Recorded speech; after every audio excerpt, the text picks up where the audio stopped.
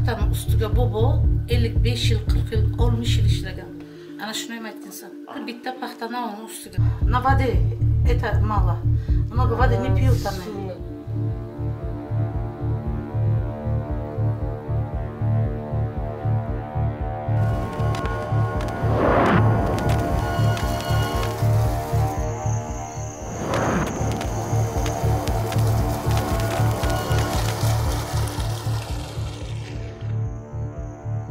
Střední Asie čelí problémům s vodou už od 60. let minulého století. Tehdy se sovětští vůdci rozhodli udělat z republik Uzbekistánu, Kazachstánu a Turkmenistánu centra pro pěstování bavlny. Aby zavlažili pole vytvořená v podstatě na poušti, vybudovali síť zavlažovacích kanálů využívajících vodu z dvou hlavních přítoků Aralského moře. Do něj proto teklo méně vody a jezero začalo vysychat. Já právě sedím na místě, kde bych ještě před 70 lety musela plavat. Dnes je břeh Aralského moře asi 150 km od městečka Mojnak, které kdysi bývalo rybářským střediskem Uzbekistánu. Dva hlavní přítoky Aralského jezera, řeky Amudarju a Sirdarju, mezi sebou sdílí všech 5 států regionu. Kyrgyzstán a Tádžikistán leží na jejich horním toku a Uzbekistán, Kazachstán a Turkmenistán na dolním. To znamená, že Kyrgyzstán a Tádžikistán mohou ovlivňovat, kolik vody doteče do státu dolního toku. Problém s vodou je takový, že jednak vody celkově ubývá, protože se zmenšují ledovce a vůbec ty vody je méně. A za druhé ty země, které vodu mají, to znamená Tádžikistán a Kyrgyzstán, ji chtějí využívat pro své potřeby, čehož se zase obávají ty země na dolním toku, že nebudou mít dostatek vody pro zavlažování. Takže země Kyrgyzstán a Tádžikistán využívají vodu přednostně pro výrobu elektřiny a země na dolním toku vodu využívají přednostně na zavlažování. Kyrgyzstán a Uzbekistán spolu sdílí řeku Sirdarju. Ta pramení jako řeka Narin v pohoří Ťanšan v Kyrgyzstánu. Odtud teče přes Uzbekistán do Kazachstánu, kde se vlévá do Aralského moře. Sirdarja je pro oba státy klíčová. V Kyrgyzstánu je největší řekou a proto je využívána pro výstavbu vodních elektráren. V Uzbekistánu zase protéká údolím Fergana, nejhustěji obydlenou částí celé střední Asie, která je zároveň zemědělským centrem státu. Problematice sdílení vody se věnuje Zembe Kulembekov, docent na Americké univerzitě Střední Asie a výzkumník organizace USAID. Kyrgyzstan has water resources and they are trying to construct hydropower stations because they have no enough plain places to grow their agricultural products. And trying to produce more electricity and export this electricity and to get benefit from that. But when you construct the hydropower station, you are collecting a lot of water and less water going to the downstream countries. And Uzbekistan, Kazakhstan, they are always complaining that they need more water, but you are constructing. Za Sovětského svazu fungoval mezi státy výměnný systém koordinovaný Moskvou. V praxi to znamenalo, že státy horního toku zásobovaly vodou státy dolního toku. Ty jim na oplátku dodávali elektřinu. Po rozpadu svazu země podepsaly dohodu, ve které se zavázaly, že budou v systému pokračovat. V Lenu se právě nachází vodní elektrárna a nádrž Toktogul, jedna z největších na řece Narin a v Kyrgyzstánu obecně. Právě na jejím příkladu se dá krásně ukázat, jak události, které se stanou ve státech horního toku, ovlivňují státy dolního toku. Mezi lety 2007 až 2009 v střední Asii sužovaly velmi suchá léta a studené zimy. Kyrgyzstán tak v zimních měsících musel vzít více vody, převážně z elektrárny Toktogul na výrobu energie. To znamenalo, že v letních měsících nezbylo dostatečné množství vody pro zásobování států dolního toku. Tyto události přispěly k rozhodnutí Kazachstánu a Uzbekistánu v roce 2009 odstoupit od výměnného systému a začít prodávat energii za tržní ceny zahraničním kupcům. To ale znamenalo, že Kyrgyzstán a Tádžikistán zůstaly v zimě bez energie. Oba státy se proto rozhodly zajistit si energii vlastními silami. Kyrgyzstán tak oznámil výstavbu vodní elektrárny Kambaráta 1.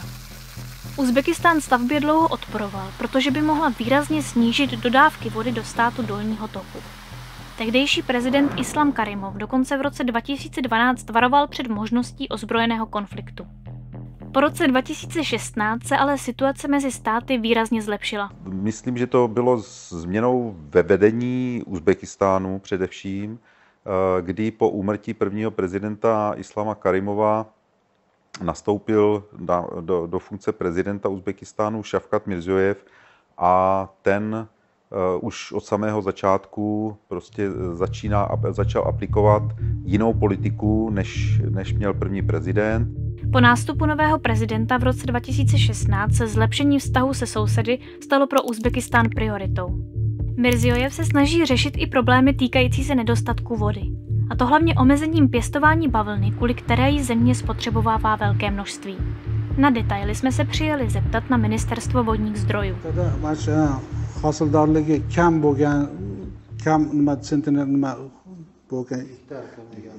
gektar kamaytirishdan maqsad shu hosildorlik kam bo'lgan, paxta yaxshi o'smaydigan joylarni kamaytirib turib, o'shani o'rniga bog', mana intensiv bog'lar, sabzavot ekinlari, unga talab kuchaygani, eksportga talab bo'layotganligi uchun shu nimalar kamaytirilyapti. Oxirgi nimalarda bir 300-400 ming gektargacha maydon kamaytirildi. Na horním toku se vláda situaci snaží řešit ve spolupráci s mezinárodními organizacemi. My jsme mluvili se zástupkyní Asijské rozvojové banky Ainagul Amanovou, která má na starosti vodní projekty v Kyrgyzstánu.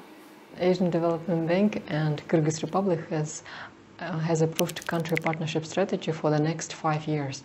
And in this country partnership strategy, we have a pipeline of projects which are going to be approved for the next 3 years. Důležitou roli v celé situaci hraje bavlna. My jsme se proto rozhodli dojet se na bavlnové pole podívat. Navštívili jsme Ránu Badalovou, která pole vlastní a stará se o jeho chod.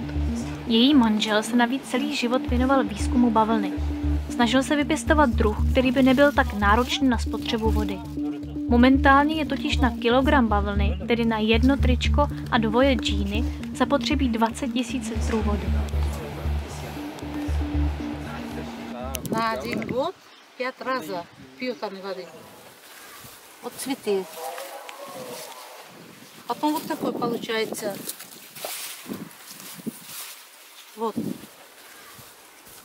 Это мой муж. Он выворачивал хлопку 6-7 видов. Pěstování bavlny sebou vedle velké spotřeby vody nese i další environmentální rizika.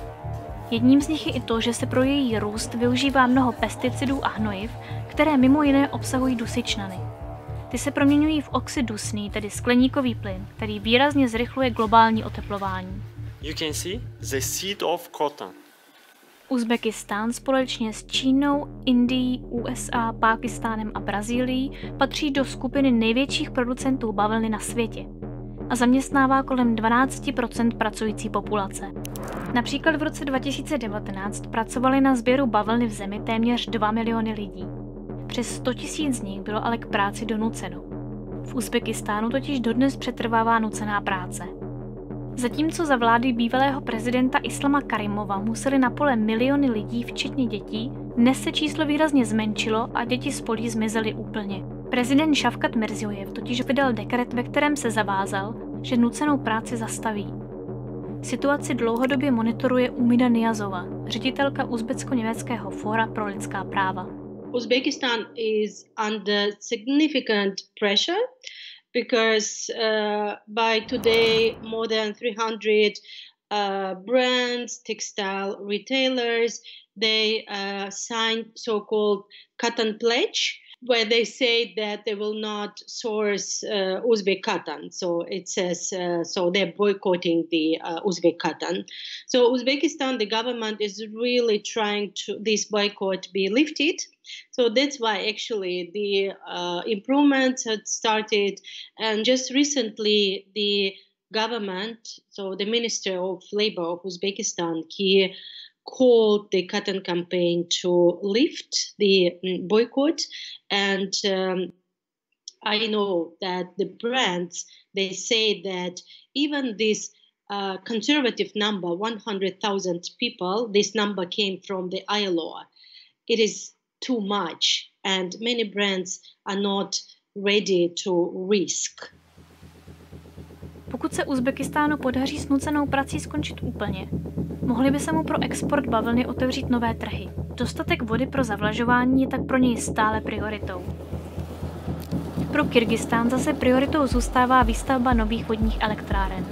Ukazuje se ale, že pro tyto projekty má země problém sehnat investory.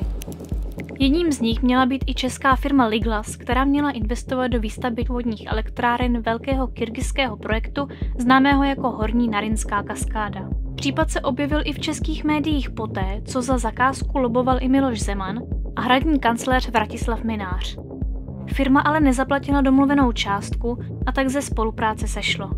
Po nástupu Šavkata Mirziojeva začaly vlády jednat o tom, že v Kyrgyzstánu bude investovat Uzbekistán a společnými silami tak země vystaví spornou elektrárnu Kambaráta 1. Zatím ale spolupráce existuje jen na papíře.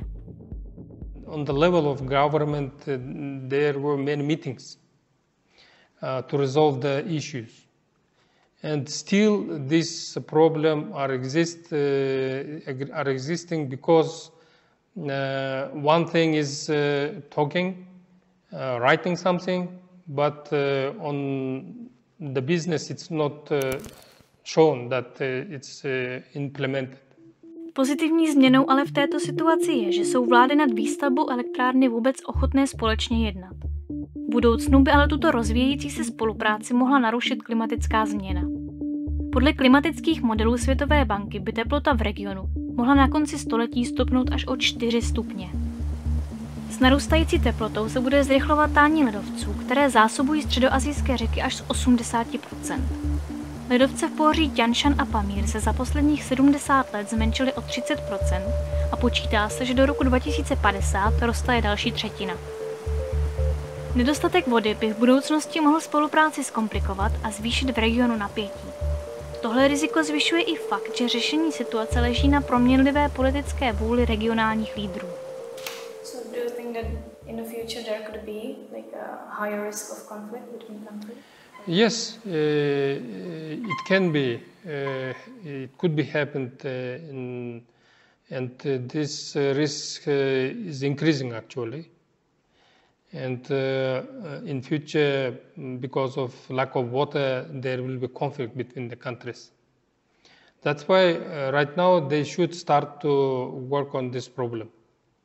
Otherwise, these conflicts we cannot avoid in the future.